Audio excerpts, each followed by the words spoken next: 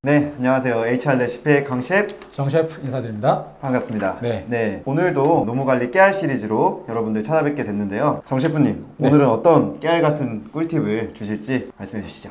오늘은 재직자의 경우 연차휴가 미사용수당 지급 시기와 그 기준이 되는 임금은 어디로 해야 되는가, 네. 이거에 대한 꿀팁을 한번 얘기해 보도록 하겠습니다. 네, 그럼 오늘도 질문으로 먼저 시작해 보겠습니다. 네.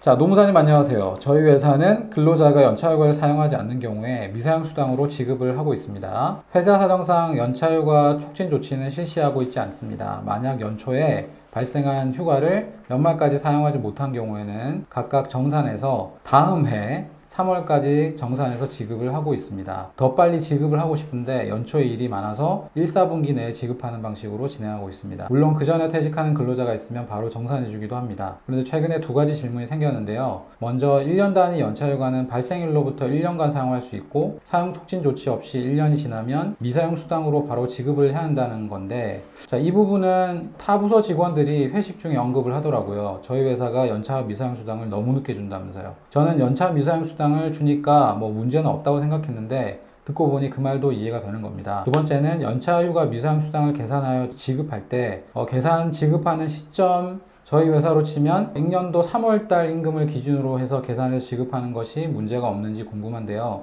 특별한 기준이 있는지도 궁금합니다.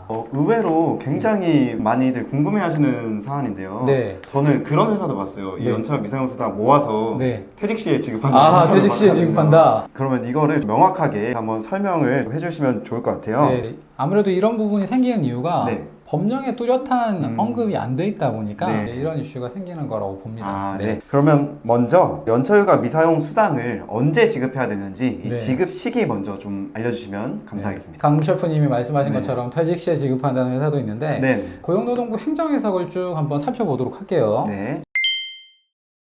자, 이렇게 보시면은 고용노동부 92년 행정해석인데 이렇게 돼 있습니다. 휴가 청구권이 소멸되고 난 직후에 임금 지급일에 지급해야 된다. 이렇게 돼 있죠. 네. 2000년 3월의 행정해석을 또 보시면은 약간 표현이 달라지는 게 나오거든요. 네. 조금 부드러운 표현이긴 한데 연차유급휴가 근로수당은 취업규칙 등으로 연차유급휴가 청구권이 소멸된 날 이후 첫 임금 지불일에 지급하는 것으로 규정하여도 근로기준법 위반으로 볼 수 없음, 이렇게 언급을 합니다.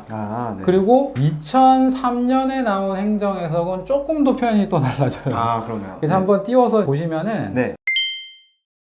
그 질의 내용이 이거예요. 취업규칙에 미사용 연차휴가에 대한 수당의 지급은 입사일이 속한 매분기 말일로 한다라고 규정하는 것이 관련 법령에 저촉되느냐, 네. 이렇게 얘기를 하고 있는 건데 네.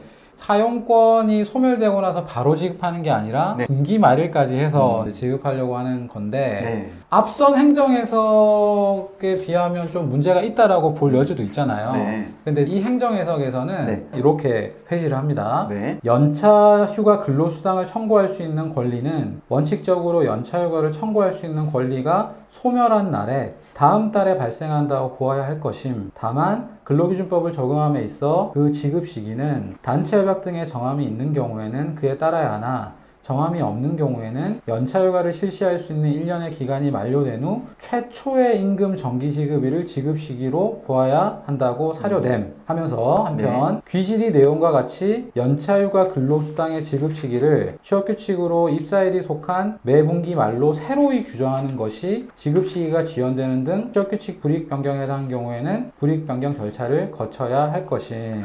이렇게 돼 있죠. 네, 그러면 행정 해석과 네. 그 지침으로 봤을 때 네. 이러한 내용을 알 수 있었는데 마지막으로 정리 한번 부탁드릴게요. 결과적으로는 사용권이 소멸되고 나서 네. 다음 달 첫 임금 지급일에 지급을 하는 것이 원칙인데 네. 2003년 행정해석을 보시면 알 수 있는 바와 같이 단체협약이나 취업규칙에서 꼭 그때가 아니라 조금 달리 정할 시도 있다는 거겠죠. 그러니까 네. 사례로 우리가 연결해 보면은 분기 말일날 지급한다라는 네. 합의를 할 수도 있을 것인데 규정을 네. 만약에 그런 것이 없다면 어떻게 될까요? 그러면 취업규칙 불이익 변경을 통해서 예. 설정을 하거나 예. 아니면 뭐 직후 임금 지급기에 그렇죠, 줘야 그렇죠. 되는 거죠. 네. 근데 대부분의 회사는 아마 별도로 정한 바가 거의 없을 거예요. 네. 그렇다면 사용권이 소멸되고 난 이후 다가오는 첫 임금 지급일에 지급을 하시는 게 네. 맞겠다. 아. 그렇게 말씀을 드릴 수 있겠네요. 네. 그러면 우리가 지급 시기는 이렇게 알아봤는데 네. 지급 시기뿐만이 아니라 이 임금을 어느 기준으로 해야 되냐? 네. 지급 시기냐? 아니면 연차 휴가를 사용할 수 있는 마지막 달이냐? 이런 네. 게 좀 궁금해요. 네. 그러니까 사례를 한번 같이 생각해 보면은 네.